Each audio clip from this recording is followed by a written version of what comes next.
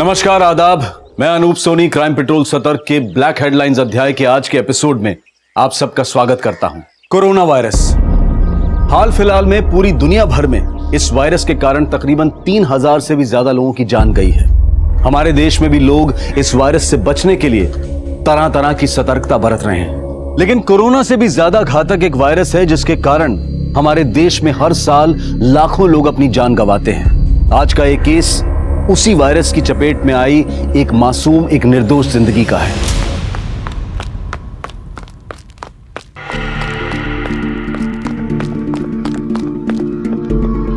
उषा, धीरे दौड़ो, गिर जाओगी। धीरे। वो क्या होता है संगीता?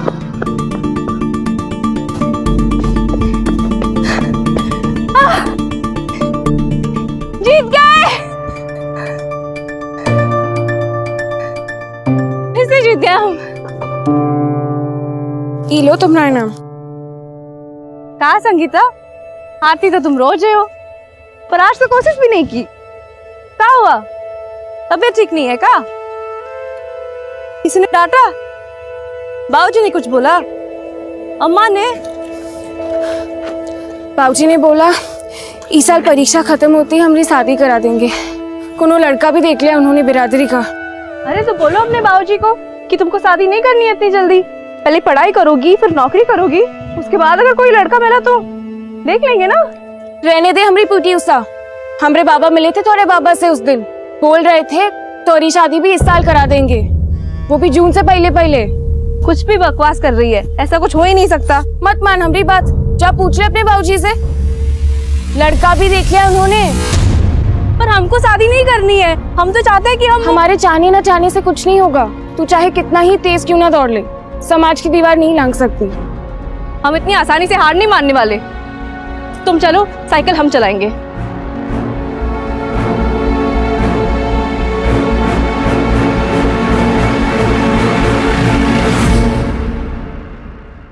क्या हाल है बंसी? राम राम मालिक। चाय पियोगे? नहीं नहीं मालिक। गोपाल, क्या सुन रहे जी? तुम लोग जानवर का लाश उठाने से मना कर दियो। हड्डियां बूढ़ी हो चुकी है मालिक, वो अपना बोझ तो उठता नहीं है, तो जानवरों का कहाँ से उठाएंगे? और हमारे बच्चे तो ये सब काम करने से साफ मना कर चुके हैं मालिक। बच्चे कुछ ज्यादा समझदार हो गए तुम्हारे। बोझा नहीं उठा सकते, झाड़ू तो उठाओगे, नालियां साफ करोगे ना? हाँ हाँ मालिक। मालिक 30 रुपए में पूरा नहीं पड़ता है। बगल वाले गांव में नाली साफ करने का 50 रुपए मिलता है। अच्छा, 50 रुपया चाहिए तुम लोग। अभी सर पे खड़ा मत रहो, जाओ पंच लोग से बात करके बताएंगे। मुंह में जुबान आ गया इन लोग को, कुछ करना पड़ेगा। क्या कहते नेताजी, 50 रुपया देंगे? बोले हैं कि देखेंगे, अब कि नहीं दिए ना तो काम छोड़ देंगे। 50 रुपया नहीं देंगे ना तो फिर हम सब मिलकर काम छोड़ देंगे। चलो मनोहर भैया, हम चलते हैं। रात में चौधरी के खेत की रखवाली करने जाना है। कहा बंसी भैया, दिन में खेत मजूरी, रात में रखवाली, थकते नहीं है तुम? 3 बेटियां हैं भैया, दिन रात काम नहीं करेंगे तो कैसे पालेंगे पोसेंगे, कैसे शादी ब्याह करेंगे? चलो अच्छा, हम चलते हैं। हाँ भैया हाँ।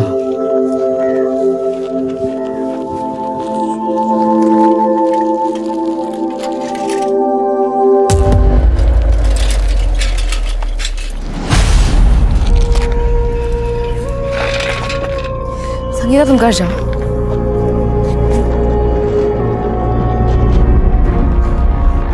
हम शादी नहीं करेंगे, हम बता देते आपको। हमको पहले पढ़ाई करनी है, फिर नौकरी करनी है। हमने पहले ही मना कर दिया था ना आपको शादी के लिए। लेकिन हम मना नहीं कर पाए, अच्छा रिश्ता सामने से आया था, कैसे मना करते? तो अच्छा खासा दहेज भी मांगे होंगे, कहाँ से देंगे इतने दहेज? हाँ, वो हम देख लेंगे। तुम्हारी 2 बहनें और हैं, तुम्हारी शादी हो जाएगी ना तो हमारा बोझ बोझ कम हो जाएगा ना हमारे जाने से।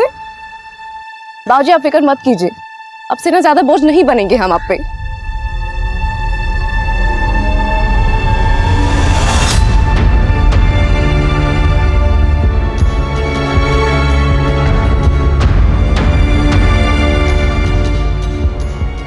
उषा दी हमरा चॉकलेट।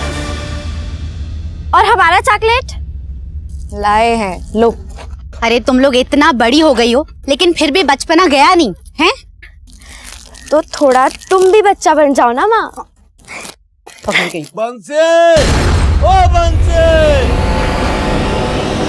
बाबूजी, बाबूजी, क्या हुआ दादाजी? अरे गिलास पानी चाहिए था। बेकार में डरा दिए हमको तो लगा कहीं आप अगर पानी चाहिए था तो पानी पानी चलाना चाहिए ना। आपके बेटे का नाम काहे चला रहे? मेरी मर्जी। वैसे कोई बताएगा एक गिलास पानी के लिए पूरी मंडली क्यों जमा हो गई यहाँ? अब कोई पानी भी देगा या नहीं? ला रहे हैं।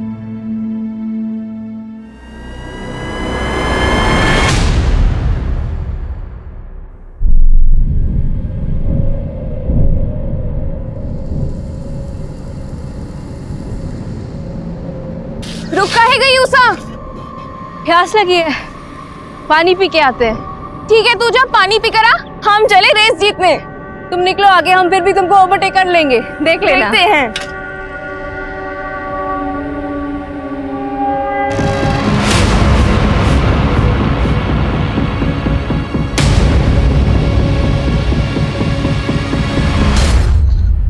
संगीता बेटा, हमको लगा कि उषा तुम्हारे साथ है। गलती हो गई चाचा, हमको लगा उषा को शायद कोई काम आ गया होगा, इसलिए वो रेस छोड़कर निकल गई। अच्छा। हमने तो सोचा ही नहीं कि वो ऐसे घर लौटेगी ही नहीं। अरे का हुआ वंशी, इतनी रात को कहाँ जा रहे हो? कुछ खो गया का? ओ भैया, हमारी उषा बिटिया ना कहीं। वो हमारी उषा बिटिया की पायल खो गई है, तो वही हम लोग ढूंढ रहे थे। अब इतनी रात में तो मिलेगी नहीं, सवेरे ही ढूंढना पड़ेगा ना। चलो मीरा, चलो। आप झूठ काहे के लिए बोले? तो क्या कहते हैं? हमारी लड़की गायब हो गई है, मिल नहीं रही है। अरे कितनी बदनामी होती, लोग काका बातें बनाते, समझ रही हो तुम? लेकिन चाचा, आप उषा को ढूंढेंगे कैसे?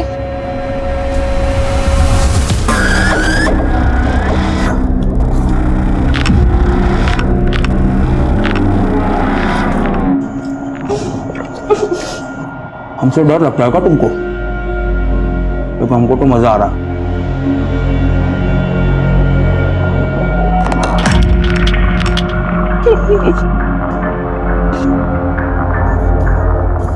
कार्यक्रम का शुरुआत तो हम करेंगे।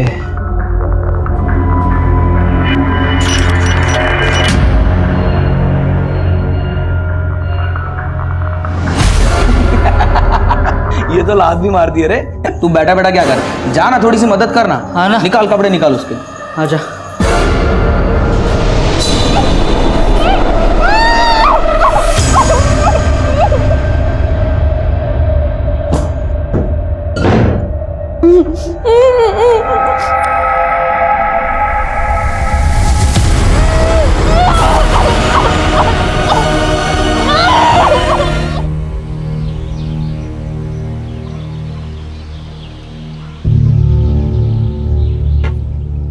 दो दिन हो गया, अब बहुत हो गया।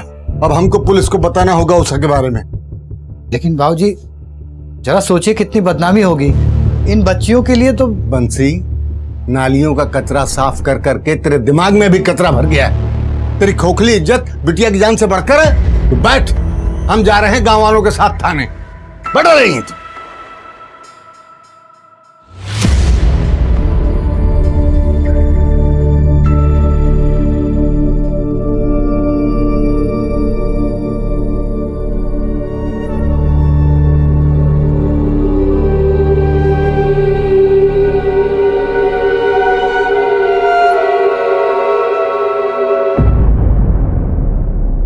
अरे हम खोज निकालेंगे आपकी बेटी उषा को। हम यहाँ क्यों हैं? जनता की सेवा के लिए है ना साहब। आप ही का आसरा है। अब लेकिन एक समस्या है। क्या साहब? पिछले महीने पड़ोस गांव से भगीरथ साहू जो हैं, वो आप ही की तरह रोते रोते आ गए हमारे पास कि अपनी बेटी लक्ष्मी को खोज निकालनी है, गुहार लगाते हुए। तो हम भी लग गए काम पे। पूरा गांव, शहर, जिला सब छान मारे, लेकिन लड़की नहीं मिली। और 4 दिन बाद लड़की अपने आप लौट आई, वो भी शादी करके दूसरे जात के लड़के के साथ। हमारी उषा ऐसी नहीं है साहब। अरे हम कब कहे कि उषा ऐसी है, लेकिन शिकायत दर्ज करने से पहले थोड़ा जांच पड़ताल कर लें। क्या है कि कॉलेज और मोहल्ले में किसी लड़के के साथ अब उम्र भी तो फिसलने का है ना। फिर भी आपको अगर शिकायत कराना ही है तो हम तो यहाँ पे हैं ही, आ जाइएगा।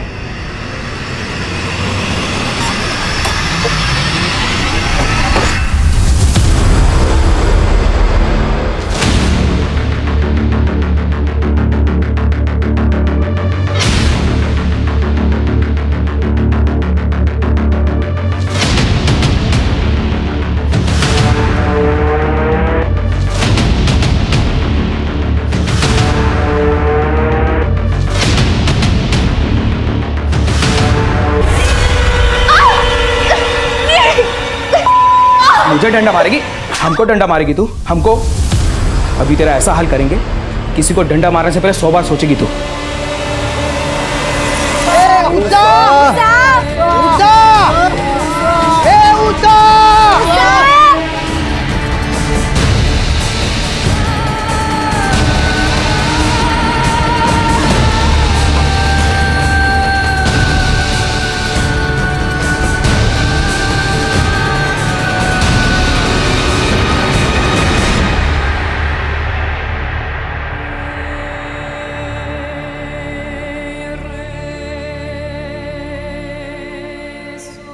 देखिए, शिकायत तो हम दर्ज कर लेंगे, लेकिन इतना बात याद रखिएगा कि जब हम आपकी भागी हुई बेटी को उसके पति समेत सौंपेंगे ना, तो समझ में नहीं आएगा कि बेटी के मिलने की खुशी मनाए कि इज्जत मिट्टी मिलने का शोक।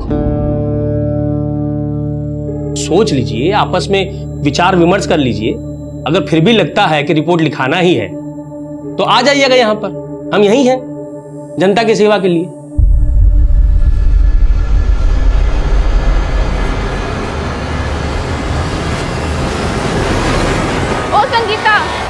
अरे संगीता, कहाँ खोई हो? कब से बुला रहे हैं तुम्हें? कुछ नहीं, दिमाग में ऐसे ही कुछ चल रहा था। अच्छा, उषा का कुछ पता चला? नहीं। तुमका क्या लगता है उषा कहाँ हो सकती है? हमको कैसे मालूम होगा? हमसे काहे ऐसे सवाल कर रही है? अरे हम तो बस पूछ रहे हैं। उषा इतनी अच्छी दोस्त है तुम्हारी, उस दिन तुम भी थी उसके साथ। हमको तो लगता है पुलिस ये सब सवाल करेगी। पुलिस? क्या कह रही है तू? हाँ, हम उसके साथ थे, इसका ये मतलब तो नहीं कि हमें सब पता होगा। तू भी ना कुछ जो बात करती है, हमें तुमसे बात ही नहीं करनी है। हटो।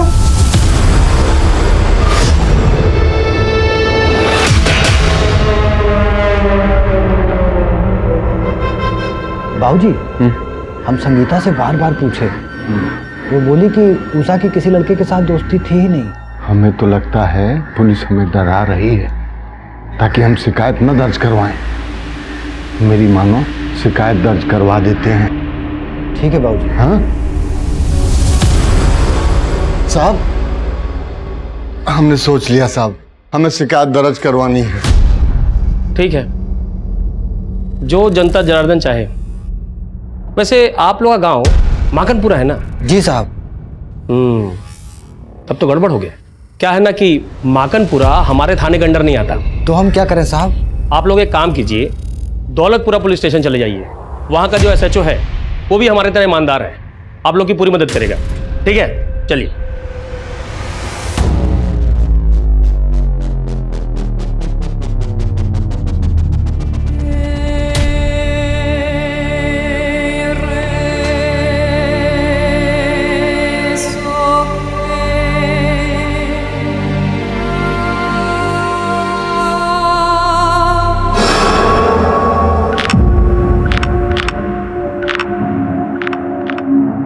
क्या बात है, तू चीखती क्यों नहीं है? चीख सुने बिना मजा आता है का? दर्द सहने का आदत हो गया है। कोई बात नहीं, दर्द देने का और तरीका आता है हमको। बाबूजी, हम मनोहर के साथ दौलतपुरा पुलिस स्टेशन जा रहे हैं, रपट लिखा के ही आएंगे। बंसी भैया, अभी अभी नंदू खबर किए कि मंदिर के पास वाले पेड़ पे ना एक लड़की की लाश लटकी पड़ी है। चलो चलो।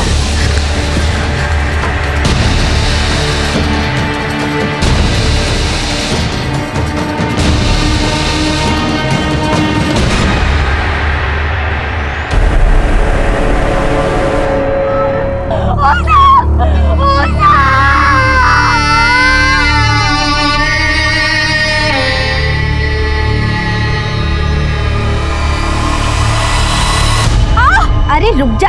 अम्मा नहीं अम्मा। अरे हमारी पीटी उषा देख, निकाल दिया तुम्हारा काटा। पागल लड़की। खून निकल रहा। हाँ तो हम पोंछ दे रहे हैं अभी।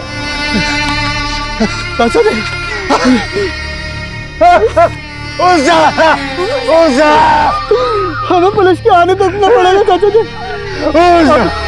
हमें कह रहा है वो आ रहा है। हटिए, मेरा लगा यहाँ पे, हटिए हटिए। गणेश, यस, उतरवा ला उसको और सौंप दे परिवार वालों को अंतिम संस्कार के लिए। ये सब आप ही की वजह से हुआ है। चुप कर, गलती इनकी लड़की का है और तू हम पे इल्जाम लगा रहा है। ओ चाचा, चलो दस्तखत करो इस पे और ले जाओ लाश को अंतिम संस्कार के लिए। केस खत्म हुआ। इतनी जल्दी कहाँ इंस्पेक्टर? आप तो जनता के सेवक हैं, पहले लाश का पोस्टमार्टम तो करवाइए। तू कौन है? एडवोकेट अभय। अच्छा तो तू है अभय। तो अभय बाबू, ये आत्महत्या का केस है और आत्महत्या के केस में ना पोस्टमार्टम का जरूरत नहीं है। जरूरत है।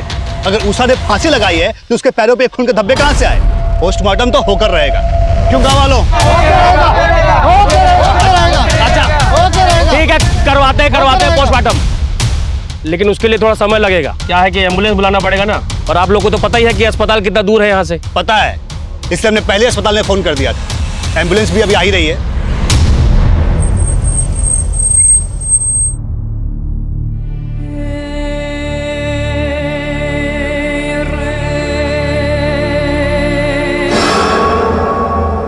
गणेश प्लीज, तू भी जा साथ में। ठीक।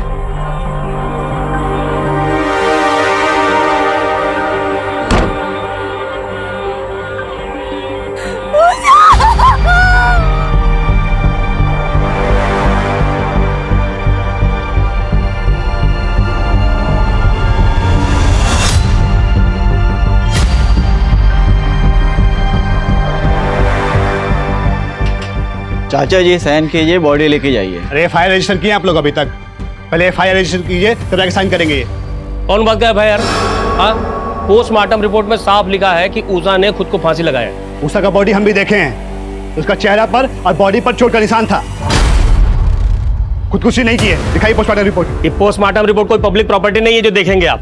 चलिए जाइए यहाँ से, नहीं वो हल करेंगे, यही भर्ती होना पड़ेगा आपको। तमीज से बात कीजिए इंस्पेक्टर। दिखाइए पोस्टमार्टम रिपोर्ट, कहाँ रखा है छुपा के? नहीं दिखाएंगे तो यहीं खड़े हैं। क्या जाते हैं यहीं? दिखाते कैसे आप लोग जाते हैं यहाँ पे?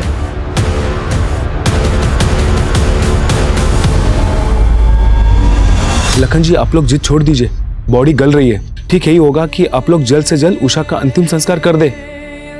डॉक्टर साहब, हम लोगों में कुंवारी लड़की को जलाया नहीं जाता।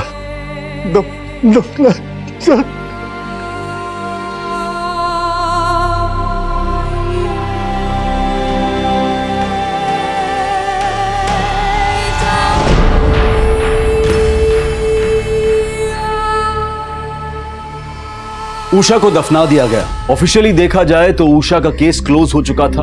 पोस्टमार्टम रिपोर्ट कह रही थी कि उषा ने आत्महत्या की थी, लेकिन हकीकत कुछ और ही थी।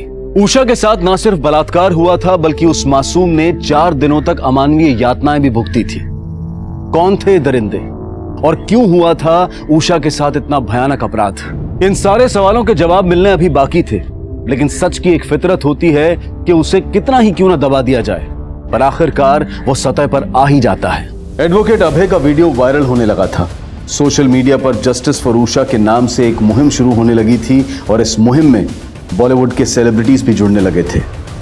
अखबार, टीवी और सोशल मीडिया से इस कदर दबाव बढ़ा कि पुलिस को उषा के केस को फिर से रीओपन करना पड़ा। देखिए, हम ये केस क्राइम ब्रांच को ट्रांसफर कर रहे हैं और साथ ही इंस्पेक्टर दरबारी को इस केस की तहकीकात खत्म होने तक सस्पेंड किया जाता है। सर, किस ऑफिसर को ये केस अलॉट हुआ है? ऑफिसर आदिल खान को।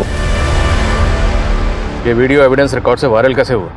सर, लोकल पुलिस थाने से लीक किया होगा किसी बेवकूफ ने, शायद पैसों के लालच में। उषा एक अच्छी स्टूडेंट थी, एथलीट भी अच्छी थी। 5 दिन बाद उसकी लाश मिली पेट पर लटके हुए। सबसे पहले हमें उषा का पोस्टमार्टम दोबारा करवाना होगा। सर, कम से कम ये तो अच्छा हुआ कि उषा की बॉडी को जलाया नहीं गया, लेकिन बॉडी का पोस्टमार्टम करने के लिए उसे फिर से बाहर निकालना होगा, और इसके लिए हमें परिवार की मंजूरी लेनी होगी। बात करते हैं उसके घर वालों से। काफी मेडल जीते थे उषा ने। अब इन सब बातों का कोनो फायदा नहीं है साहब। हमें हमारे हाल पे छोड़ दीजिए। लाखन जी, मैं आपकी नाराजगी समझता हूँ। नाराजगी नहीं, गुस्सा है साहब, हम में गुस्सा है। उषा के जीते जी तो आप लोगों ने कुछ किया नहीं, अब उसके मरने के बाद उसकी कब्र खुदवा के काहे उसकी आत्मा को कष्ट पहुंचाना चाहते हैं? जब तक हम पोस्टमार्टम नहीं करवाएंगे हमें उषा की मौत की असली वजह पता नहीं चलेगी, और जब तक वजह पता नहीं चलेगी हम इस केस में आगे कैसे बढ़ेंगे? चाचा जी, उषा को इंसाफ दिलवाने के लिए हमें कोशिश तो करनी होगी।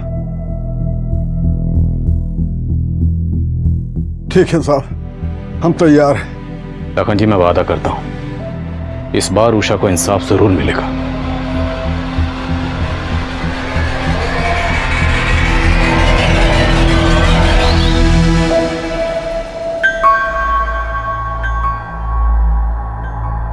जी कहिए।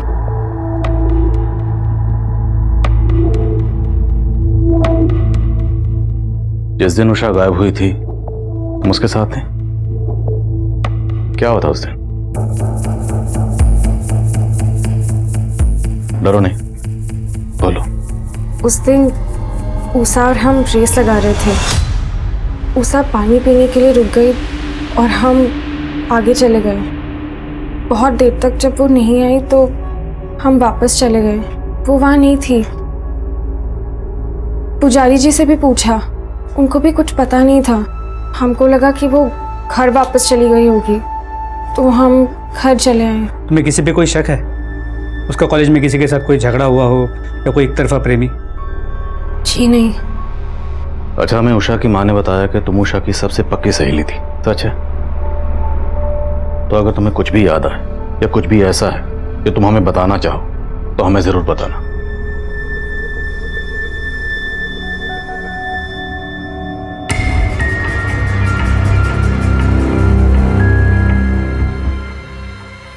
बाबा, हम अभी आते हैं। सच सच बताओ, उषा के साथ ये जो कुछ भी हुआ उसमें तुम भी? हम कैसे मान ले तुम्हारी बात? ठीक है, लेकिन कल अगर हमें पता चला कि इस सब में तुम ही शामिल थे ना, तो हम खुद जाके पुलिस को तुम्हारे बारे में बताएंगे।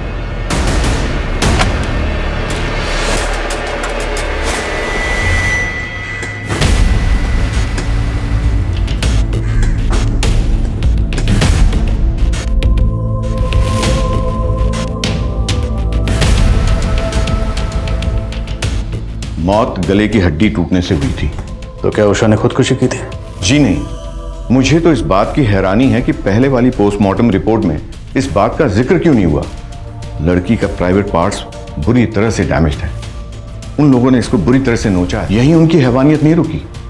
प्राइवेट पार्ट्स में कांच के टुकड़े मिले और उसकी छाती पर रॉड से वार किया गया। मतलब ये खुदकुशी नहीं थी? वो लड़की तो चलने की हालत में भी नहीं होगी। जरूर इस केस को आत्महत्या का रूप देने के लिए उन लोगों ने उसे फांसी पर लटका दिया।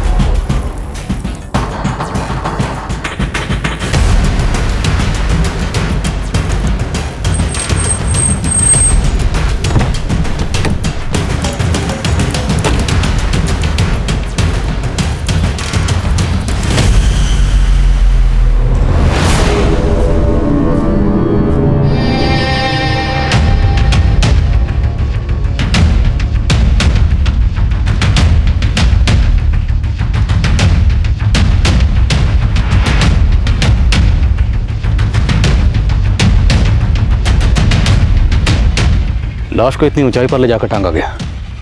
एक दो लोगों का काम नहीं है, पक्का 2 से ज्यादा लोग हैं और हो सकता है पूरी प्लानिंग पहले से की गई हो। सर, इस केस को बुरी तरह लिपाप होता गया है। अनुज, अगर लिपाप होता गया है तो हम उसे साफ करेंगे और क्लू नहीं है तो क्लू ढूंढेंगे, लेकिन हमारे डिपार्टमेंट पे जो धब्बा लगा है उसे मिटाना है हमें। फिर इस मंदिर का पुजारी उषा की बॉडी मिलने के बाद से गायब है। और ये तो मुझे अब बता रहे? आई एम सॉरी सर, लेकिन उस पुजारी के पीछे हमने खबरियों को लगा दिया है। ढूंढो उस पुजारी को, हो सकता है उसने उन लोगों को देखा हो। ये पुजारी मुझे जल्द से जल्द हिरासत में चाहिए। जी सर।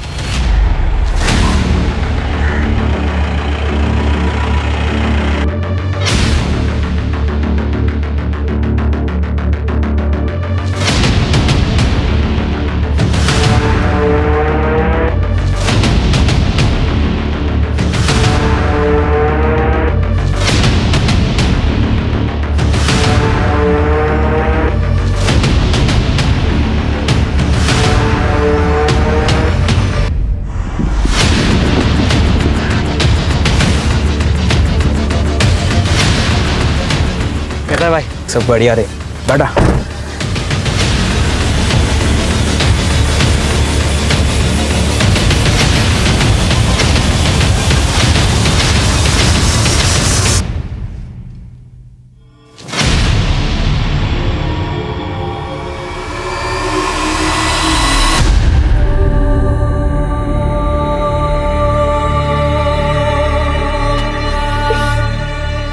दादाजी काहे इस प्याज के पीछे पड़े हो? अरे हम कहाँ पीछे पड़े हैं, ये प्याज हमारे पीछे पड़ा है। रुला दिया कम बखत ने। क्या बनाना है आपको, हमको बताइए, हम बता सकते हैं। छोड़ो छोड़ो ये सब। अरे हमें अपने लिए नहीं, तुम्हारी माँ को अचानक नानी के पास जाना पड़ा और यहाँ बच्चियाँ भूखी हैं। अरे तो बुला लिए होते ना हमको, हम तो वैसे भी संगीता के घर पे टीवी देख रहे थे। अरे आप बैठिए, पूजा कीजिए, ये पेट पूजा का जिम्मा ना हम पे छोड़ दीजिए, ठीक है? जाओ।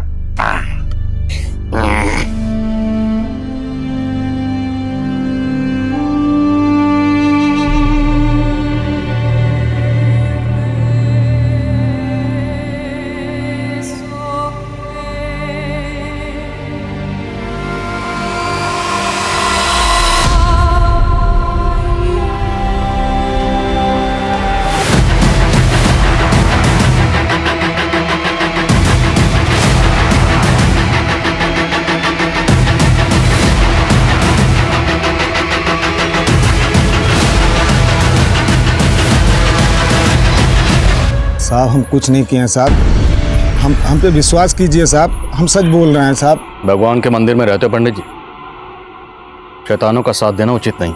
हम सच बोल रहे हैं साहब, हम कुछ नहीं जानते हैं साहब। तो चुप क्यों गए थे, भाग क्यों गए थे? वो उषा की फांसी के बाद जब सारे गांव वालों को पता चली साहब, वो हमसे झगड़ा करने लगे, हमें मारा पीटा और हमारा हाथ तोड़ दिया साहब। वो उषा का फांसी का वीडियो हम ही बनाए थे। अब इस संकट से निकलने का एक ही उपाय है पंडित जी, याद करिए जिस दिन उषा गायब हुई थी, क्या उस दिन कुछ ऐसा हुआ था जो आमतौर पर नहीं होता? कुछ भी अजीब? सोचो। कुछ याद आ रहा है या अपनी तरह से याद दिलाएं? वो उस यकीन के साथ तो नहीं साहब, लेकिन उस दिन मंदिर के पास आके एक गाड़ी रुकी थी। कौन सी गाड़ी थी, नंबर क्या था? अब नंबर तो नहीं याद है, लेकिन वो सफेद कलर की गाड़ी थी साहब। ये सफेद गाड़ी की कहानी सुना कि पुजारी हमें गुमराह करने की कोशिश तो नहीं कर रहा? मनोज, शक करने का तो बनता नहीं। अगर हम ये मान भी लें कि सारा कांड उस पंडित ने किया, तो पंडित इतना बेवकूफ़ तो होगा नहीं कि पहले रेप करेगा, मर्डर करेगा और फिर मंदिर के बाहर ही उषा की लाश को पेट पर लटका देगा और उसके बाद वीडियो बनाएगा। जी सर, और अगर पुजारी सच कह रहा है तो यही सफेद गाड़ी हमें गुनहगारों तक पहुंचा सकती है। एक काम करो, आसपास के गांव के जितने भी पुलिस स्टेशन है सबसे कांटेक्ट करो, जितने भी हिस्ट्री शीटर इस वक्त बाहर हैं सबको राउंड ऑफ करो।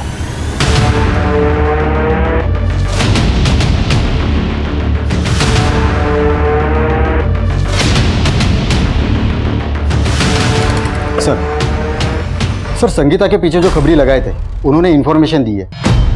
संगीता फोन पे किसी को धमकी दे रही थी और उषा के मर्डर के बारे में बात कर रही थी। संगीता से दोबारा मिलना पड़ेगा, उषा ने शायद किसी अपने से ही धोखा खाया।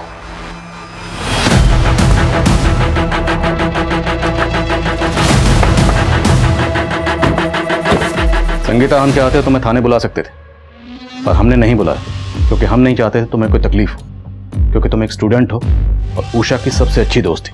अब दोस्त थी तो ये भी चाहती होगी कि जिसने भी उषा के साथ गलत किया उसे सजा मिलनी चाहिए, चाहती हो ना? तो तुम्हारी मदद के बगैर हम उन्हें सजा नहीं दिला सकते। सब उषा का एक फ्रेंड था अशोक, हमरे गांव का ही लड़का है, हमरे साथ ही पढ़ता है। उषा और उसकी बहुत अच्छी बनती थी, है भी वो अच्छा लड़का। तो क्या उषा और अशोक के बीच में कुछ? हमको नहीं लगता, ऐसा कुछ होता तो उषा हमको बता दी होती। मुझे इस अशोक का फ़ोन नंबर और एड्रेस चाहिए। अच्छा, तुमने उस दिन किसी सफ़ेद रंग की गाड़ी को नोटिस किया था? सफेद गाड़ी शायद देखी थी, लेकिन हमने इतना ध्यान नहीं दिया।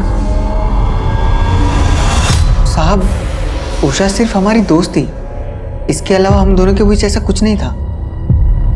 हमारा ध्यान तो सिर्फ पढ़ाई में ही रहता था। फिर संगीता को ऐसा क्यों लगता है कि उषा के साथ जो कुछ भी हुआ वो सब तूने किया है? क्या? संगीता ने आपको ऐसा कहा? वो तो हमें बहुत अच्छे से जानती है, वो ऐसा कह ही नहीं सकती साहब। ठीक है जा, लेकिन जरूरत पड़ी तो दोबारा बुलाएंगे। हाँ साहब।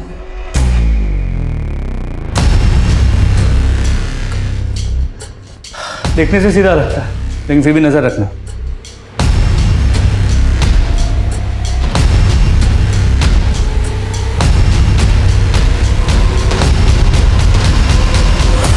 साहब धोल विहार गांव में देखिए, वहाँ का इलाका काफ़ी सुनसान है। वहाँ सफ़ेद रंग की कार रात को कई बार देखी गई है। साहब हमने ही नहीं, हमारे अलावा काफ़ी लोगों ने देखी है। धोल विहार? हाँ। कहाँ पे है जगह?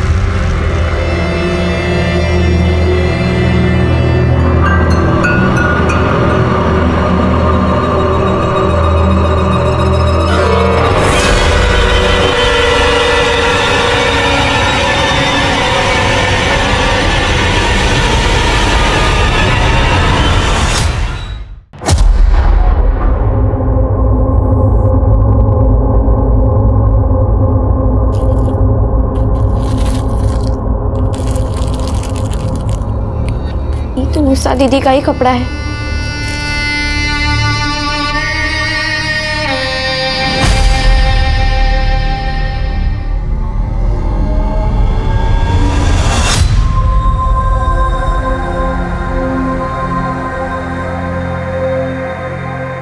आओ बेटा आओ दिखाएं।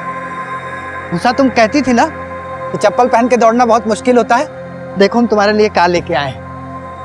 ये कहाँ से मिला आपको बाबूजी? अरे छोड़ ना, तू पहन। इसको पहन के ऐसा रहेगा जैसे कि हम उड़ने वाले हैं। इसीलिए तो तुम्हारा नाम उषा रखे हैं, पीटी उषा के नाम पे। जब तुम मैदान में दौड़ोगी ना तो सब लोग चिल्लाएंगे उषा उषा उषा उषा उषा उषा उषा। ये हमारी उषा का ही जूता है। सर एक लोकल पॉलिटिशियन है, त्रिलोक राजपूत। ये बंसी और उसके बिरादरी के लोगों से चिढ़ा हुआ था क्योंकि ये लोग दिहाड़ी बढ़ाने की मांग कर रहे थे। बुलाओ इसे थाने। सर तुम यहाँ क्या कर रहे? तुम्हारा सस्पेंशन तो अभी खत्म नहीं हुआ। खान साहब हम गलत नहीं है, हम माकनपुर के हवा पानी मिजाज से अच्छी तरह वाकिफ हैं। ये गांव वालों को तो ऐसे ही चलता रहता है। अब आप सोच लीजिए कि अगर केस सॉल्व नहीं कर पाए ना तो बहुत जगह सही होगा। तुम मेरी फिक्र छोड़ो, अपनी फिक्र करो। एक बार सबूत मिल गया ना तो सबकी हवा पानी टाइट कर दूंगा।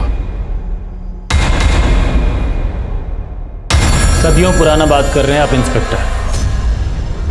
वो मामला कब का हवा हो चुका है। हम खुद पंचों से मिलके बंसी और उसके साथियों का मजदूरी कब का बढ़वा दिए हैं। फिर भी बात चुभी तो होगी आपको। कल तक जो लोग आपके सामने नजरें झुकाकर चलते थे अब सीना तान कर चल रहे हैं, बुरा तो लगता होगा।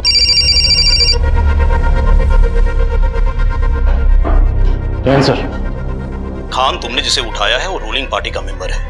आई नो तुमने कोई सोच समझ के एक कदम उठाया होगा, लेकिन मुझे ऑलरेडी 2 फोन्स आ चुके हैं ऊपर से। देखो अगर तुम्हारे पास कोई ठोस सबूत है तो छोड़ो मत उसे, वरना फिलहाल के लिए उसे जाने दो और उस पर नजर बनाए रखो। सही वक्त पर उसे धर लेना। ठीक है सर, अब से जो भी गिरफ्तारी होगी सबूतों के साथ ही होगी। जय हिंद। जाए चलिए नेताजी।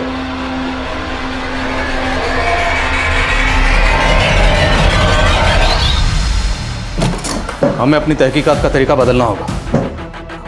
उषा जहां से गायब हुई, जहां पर उषा को रखा गया और फिर फाइनली जहां पर उषा की लाश मिली, ये सारी जगह एक दूसरे के आसपास है।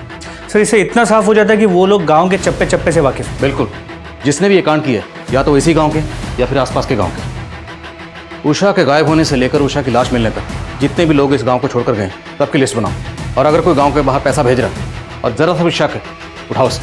ये लोकल नेता थे लोग और हमारे डिपार्टमेंट के होनहार इंस्पेक्टर दरबारी, सब पर नजर रखो। सर सर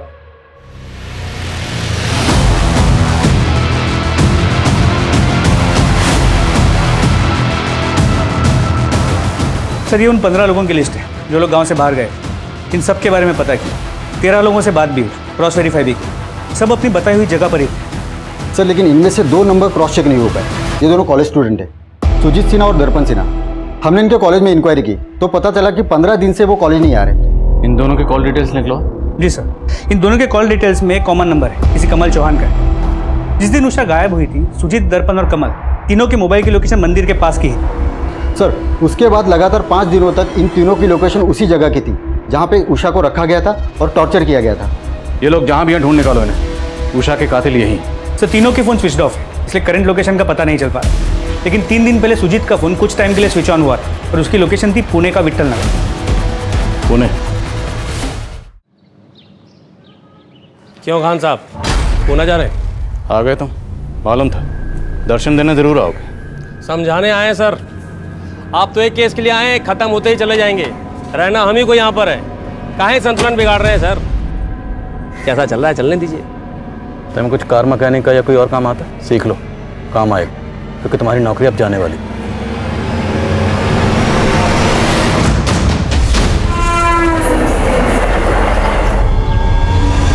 सर सुजीत की लोकेशन इसी एरिया की है, विट्ठल नगर। आसपास के लोगों ने बताया कि उन्होंने सुजीत और उसके दोस्तों को यहाँ देखा तो है, मगर वो कहाँ रहते हैं, किस घर में रहते हैं, किसी को नहीं पता। सर काफ़ी बड़ा एरिया है, करीब 50 बिल्डिंग्स हैं और हर बिल्डिंग में 60 से 70 फ्लैट्स। चूहे को उसके बिल से बाहर निकालने के लिए रोटी का टुकड़ा डालना पड़ता है।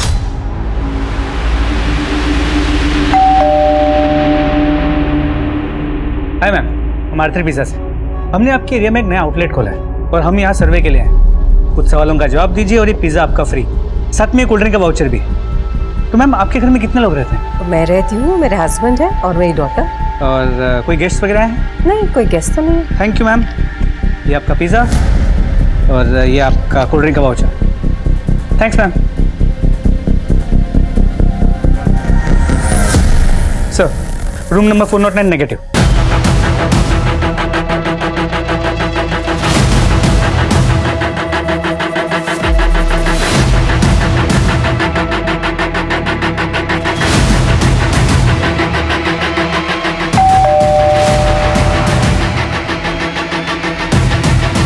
कहिए।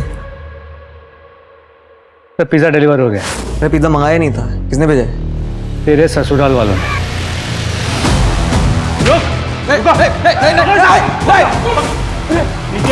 बंदूक नीचे, बंदूक नीचे, बंदूक नीचे। देख तू मरेगा, तेरे साथ दोनों दोस्त भी मरेंगे। कमल गोली मत चला। कमल बंदूक रख दे नीचे, गोली मत चलाइए। ला दे, इसे हम सराहने के नीचे लेकर सोते हैं। चल। उषा को इतनी बेरहमी से टॉर्चर क्यों किया? क्या दुश्मनी थी तुम तीनों की उषा से? 3 नहीं सर, 4 लोग थे। चौथा कौन? अशोक।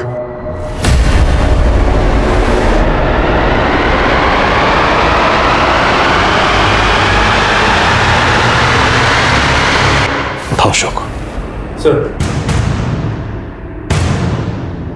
इतनी हैवानियत, आखिर क्या बिगाड़ा था उस मासूम ने तुम लोगों का?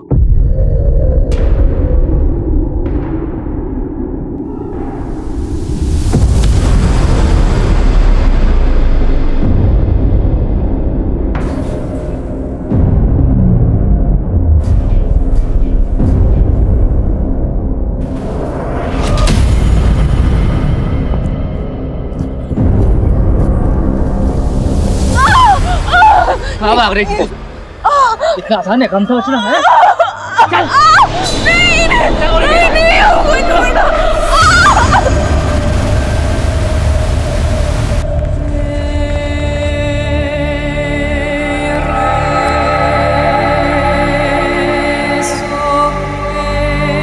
उषा को पहली बार तब देखा था जब कॉलेज की दौड़ में हिस्सा ले रही थी।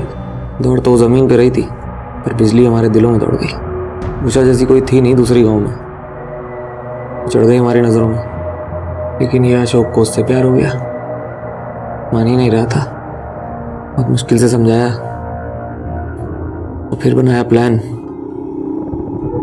क्योंकि हम जानते थे उषा कबर कहाँ होती है।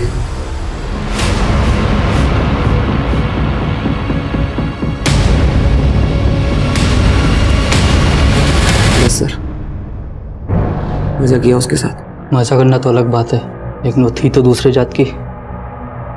उसको उसकी औकात भी दिखानी थी।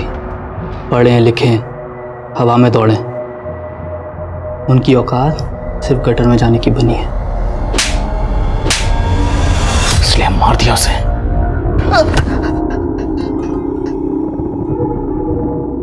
उषा तुझे अपना अच्छा दोस्त मानती थी, अच्छी दोस्ती निभाई तूने।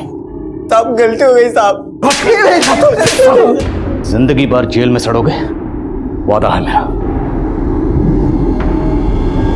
अगर हमें एक समाज, एक देश के रूप में वाकई विकसित होना है तो यह बेहद जरूरी है कि समाज के हर तबके को बराबर के मौके मिले, बराबर की सहूलतें मिले, तभी पूरे देश का विकास मुमकिन है। फिलहाल सभी अपराधी न्यायिक हिरासत में हैं। उन पर आईपीसी की धारा 363 के तहत अपहरण के लिए, धारा 376 के तहत गैंगरेप के लिए, धारा 302 के तहत हत्या के लिए और SC/ST एट्रोसिटीज एक्ट के तहत मुकदमा चल रहा है। अब मैं अनूप सोनी आपसे विदा लेता हूं। फिर मुलाकात होगी क्राइम पेट्रोल सतर्क के ब्लैक हेडलाइंस अध्याय में एक और नए केस के साथ।